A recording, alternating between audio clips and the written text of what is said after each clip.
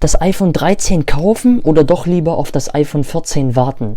Diese Frage stellen sich vermutlich die meisten, kurz bevor jetzt auch im Herbst dann die nächste iPhone-Generation rauskommt. Und in diesem Video möchte ich dann genau auf diese Frage eingehen, ob ihr denn das iPhone 13 kaufen könnt oder ob ihr lieber auf das iPhone 14 wartet. Viel Spaß! Das iPhone 14 steht eigentlich schon so gut wie fast vor der Tür. Und dennoch soll es wirklich viele Verbesserungen geben, was halt iPhone 14 betrifft gegenüber dem Vorgänger, ja. Und zwar, beim iPhone 13 ist es so, da habt ihr glatt 3 Modelle. Da habt ihr einmal das Standardmodell, das iPhone 13, dann das Pro-Modell und das Max sozusagen, also 13 Pro Max, ja. Und vergleichsweise zum iPhone 14 werdet ihr dort laut Gerüchten zufolge sogar 4.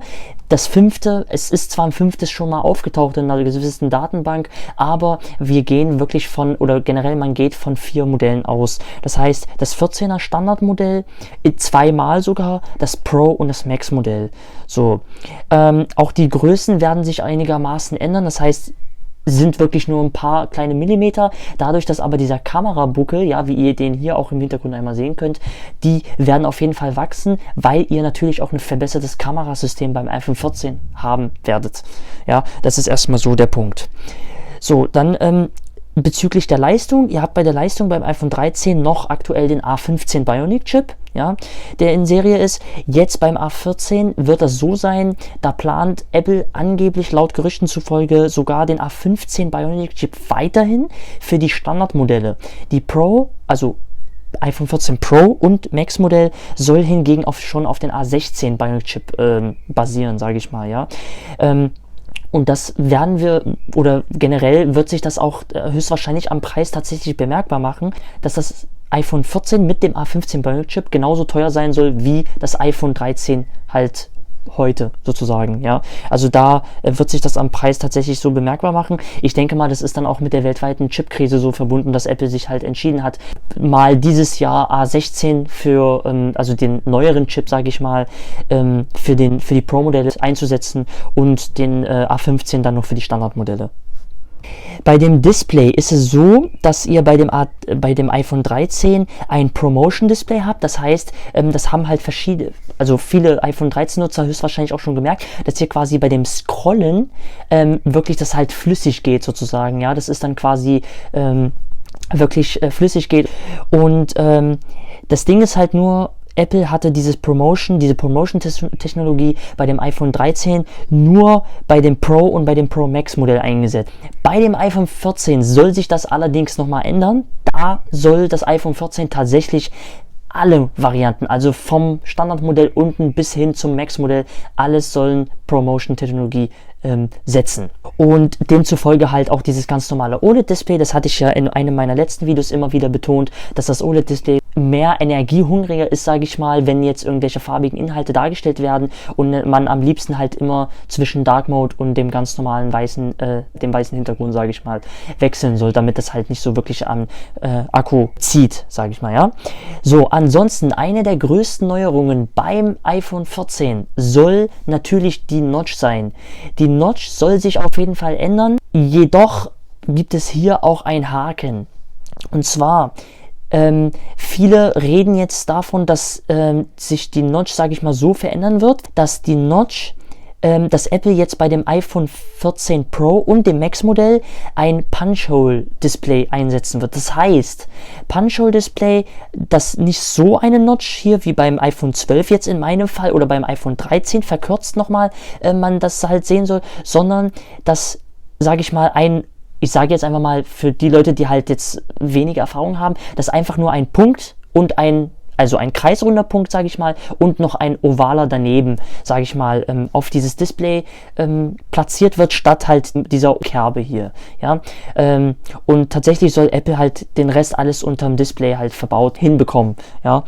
Und auch das hat jetzt nochmal wiederum einen Haken, und zwar ist es so, dass ihr bei dem iPhone 14 dieses Punch-Hole, was ich gerade erklärt habe, nur bei den Pro- und bei den Max-Modellen habt. Und Apple sollte es tatsächlich so wählen, dass dass man das halt differenziert. Also Apple möchte Pro und Pro Max von den ganz normalen Standardmodellen differenzieren. Deswegen werden die Standardmodelle höchstwahrscheinlich dann auch wieder die ganz normale Notch haben, aber natürlich nicht wie beim iPhone 12, sondern wie beim iPhone 13 der Fall, dass ihr halt eine kleinere Notch habt. Eine weitere Neuerung ist natürlich das Always On. Und zwar das Always On wurde ja beim iPhone 12 schon mal angekündigt, wurde wieder verschoben, also Gerüchten zufolge, wurde beim iPhone 13 angekündigt, wurde wieder verschoben, beim iPhone 14 soll es natürlich der Fall sein.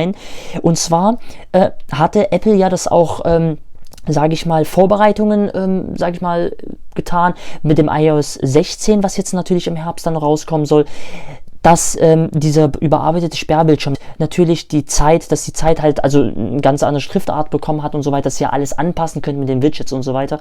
Und es haben sich tatsächlich auch Referenzen in einer Beta-Version, also intern im halt Programmiercode, sage ich mal, und so generell, haben sich auch schon Andeutungen gefunden von bestimmten Personen, die das halt alles, sage ich mal, geleakt haben, dass das iPhone tatsächlich also das iPhone 14 auf ein Always-On-Display setzen wird.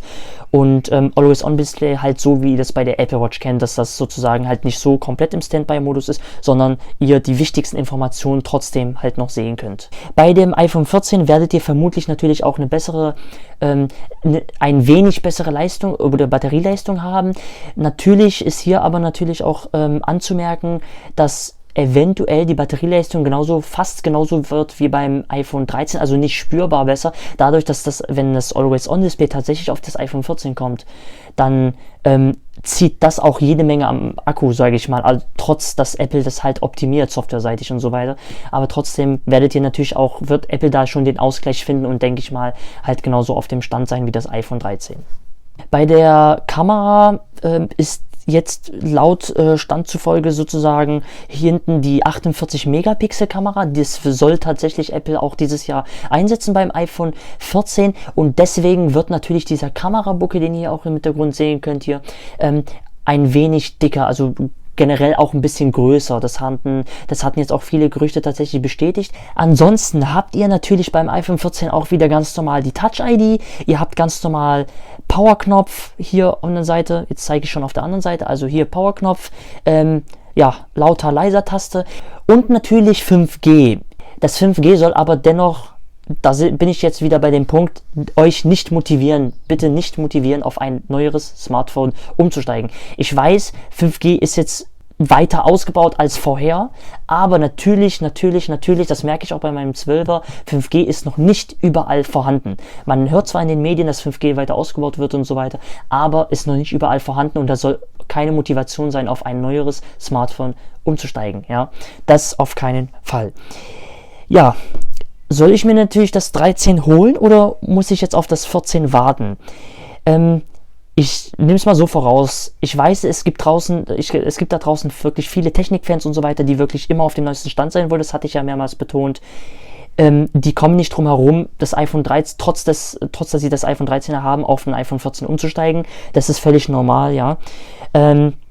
Aber generell, wer natürlich das iPhone 13 gerade neu gekauft hat, weil sein älteres Smartphone höchstwahrscheinlich den Geist aufgegeben hat oder so, der kann natürlich das iPhone 13 total behalten. Also da müsst ihr wirklich nicht auf das 14er umsteigen. Gerade jetzt, ja gut, wegen dem Punch-Hole, also was ich gerade erklärt habe hier mit der Notch und so weiter, das ist wirklich überhaupt kein Grund. Ihr kriegt trotzdem noch weiterhin Software, ihr werdet trotzdem weiterhin unterstützt und so weiter, kriegt trotzdem noch Support von Apple und so weiter. Das ist wirklich gar kein Grund. Also bleibt beim iPhone 13, wenn ihr das iPhone 13 neu gekauft habt. Wer natürlich beim Preis sagt, na gut, Preis ist mir jetzt relativ egal, ich hole mir das iPhone 14 einfach, ist selbstverständlich, dass ich mir immer die neueste Generation hole und so weiter.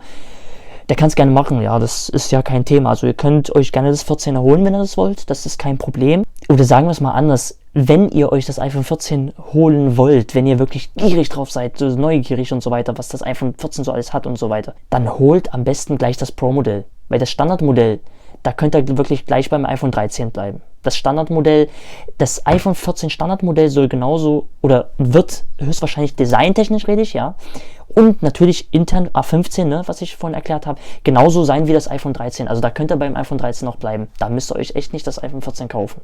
Ja, wenn, dann Pro. Das ist so mein Fazit. Wenn iPhone 14, dann das Pro-Modell oder das Pro Max.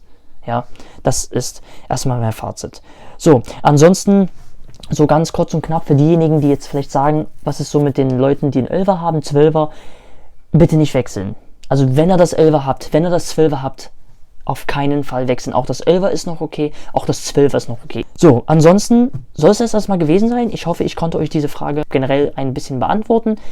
Und ja, dann werden wir uns bei einem meiner nächsten Videos sehen. Macht es gut und bis zum nächsten Mal. Tschüss.